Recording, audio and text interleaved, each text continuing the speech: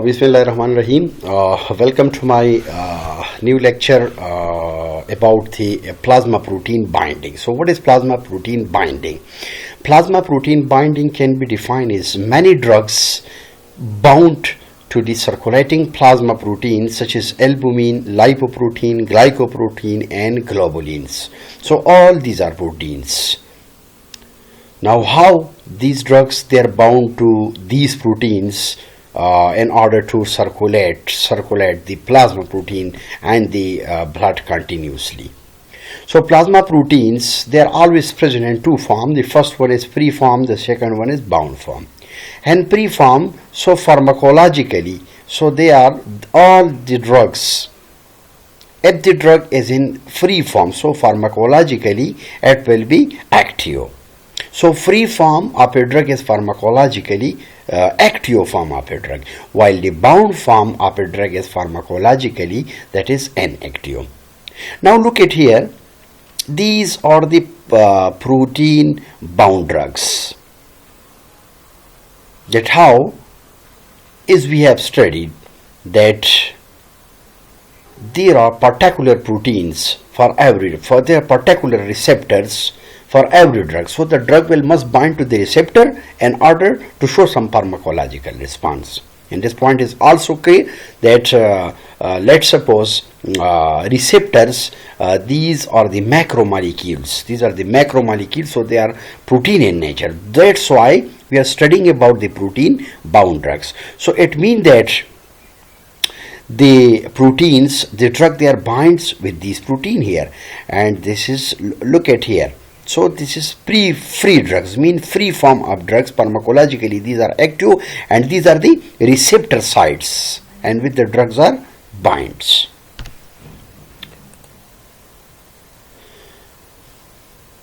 And protein bindings, the drug can bind with proteins and it act as a temporary store of drugs. Protein bindings, it also prolong its actions and cause prolongations, low level of drugs, slow release from bound reservoirs, and it will delay the metabolisms and delay the excretion, as well as it decreases its entry into the central nervous system. Now these are some particular terms which are used in pharmacology regarding dosings.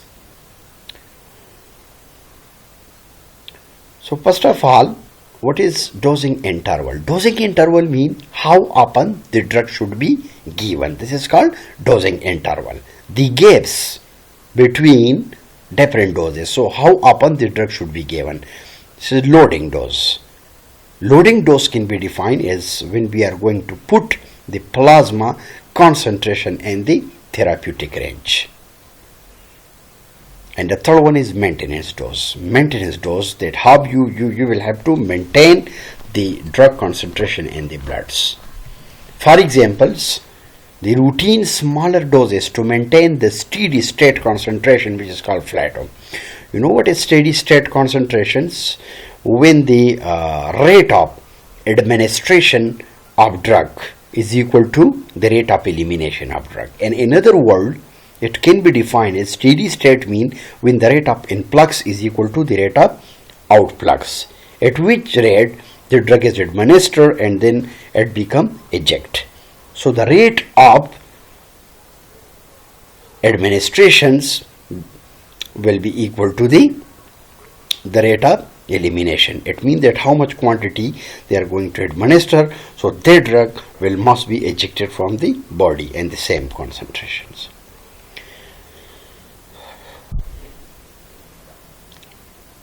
Another one is metabolisms. But here we are talking about the drug metabolism. Drug metabolism, simple you can say the change or biotransformations. The conversion from one chemical form to another form is called metabolism of drug. As we know that all the drugs, they are metabolized in the liver before it's reaching to its systemic circulation. So it means when the drug is metabolized, so definitely its change, its nature will be changed, its chemical nature, its form, its composition, each and everything will be changed. So site of drug biotransformations, how the drug can be transferred from one place to another place. So here let's suppose site of drug administration, as we know that liver, you can say hepatic circulation, liver is the major organ which is responsible for the metabolism of all drugs. And pass effect, we have already discussed that the drug must be metabolized in the liver before it's reaching to its systemic circulation. So in liver, you know, there are cytochrome P450 pathways or microsomal P450 pathways. They are used to metabolize the most agents, which is called, you can say, enzymatic alteration of drug structures. So in liver, there are certain enzymes which are present here. So cytochrome P450 pathways are the microsomal P450 pathway. They are used to metabolize most agent. It means that most of the drug, they are metabolized by these pathway. Now what will be the effect of metabolism? 80% of the drugs, it will become inactive. So it means that the bound form of a drug become inactive. It means that 80% of the drugs, so they are in bound form, so it become inactive. While the inactive drug, it become active after metabolism, and that is called prodrug. Before administrations, after administrations, before administration, you can say the drug is in inactive form, but after metabolism, the drug become active. So the inactive, when the inactive drug, it become active. So this is called what? This is called prodrug. Some drugs do not get metabolized at all. For examples, majority of the drugs, they are metabolized in the liver by enzymes which are called cytochrome P450. So actually, the cytochrome P450 systems, these are the enzymes, and these enzymes are responsible to metabolize certain drugs. Drugs may induce or it may activate or inhibit these enzymes through drug-drug interactions. So in our previous studies, we have already discussed that in drug-drug interaction, whenever we are going to administer two drugs at the same time, so one drug will potentiate, it will increase, decrease, or you can say cancel the effect of one another. So definitely, now come to our pass hepatic metabolism. Now, what is pass metabolism or pass hepatic metabolism?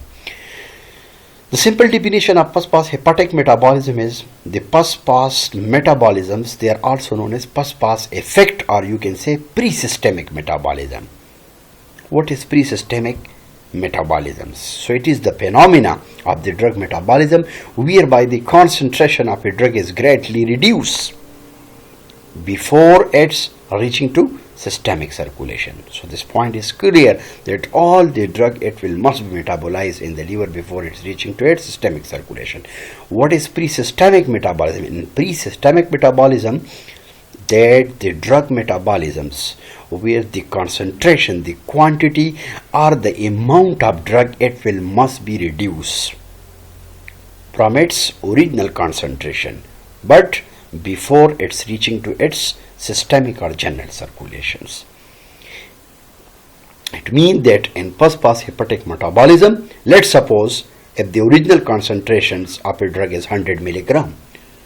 So in presystemic metabolism, that concentrations, for example 100 milligram drugs, in case of presystemic metabolism, its concentration must be reduced up to some extent before it's reaching to its systemic circulation. This is called pass hepatic metabolism. So look at here, these are the different doses. This is bioavailability to the feces, and this is absorption, this is metabolisms, and this is liver. So, and these are the gut walls. Let's suppose the drug If the drug is taken orally, if the drug is swallowed, so it will directly lead to the digestive tract, and after digestive tract, digestive system, hepatic portal system. So hepatic portal system, in which liver is present here. So in hepatic portal system, it means the drug will continuously circulate and it will rest of the body. So it means at this point is clear that after administration of drugs, the drug must be metabolized in the livers. So first its metabolism will take place and then it will go directly to the systemic circulations. Then it depends upon on the absorption. Let's suppose how much quantity and how much amount of drug is absorbed. Let's suppose 70% of drug is absorbed, 60% drug is absorbed, or 50% drug is absorbed. So that will be the bioavailability of that drug. So mean that bioavailability, this is directly proportional to the rate of absorption.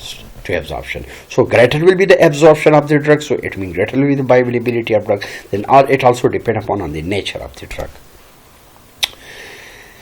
And first pass metabolism, the system that affect the first pass effect of the drug. Enzymes of the gastrointestinal ligaments, the gut wall enzymes, bacterial enzymes and hepatic enzymes. It means that first pass metabolism, it can be affected by certain factors. Let's suppose, for example, enzyme which are present in the gastrointestinal ligaments. As we know that on daily basis we are using a different type of drugs and you can say food. So it may directly or indirectly affect the first-pass hepatic metabolism. So it may be due to the presence of certain enzyme which is present in the gastrointestinal ligaments, and gut wall enzymes, as well as there are certain enzymes for bacteria which are called bacterial enzymes, and hepatic enzyme they are also present like cytochrome P450 system. So there must be some effects, you can say, influence on these drugs.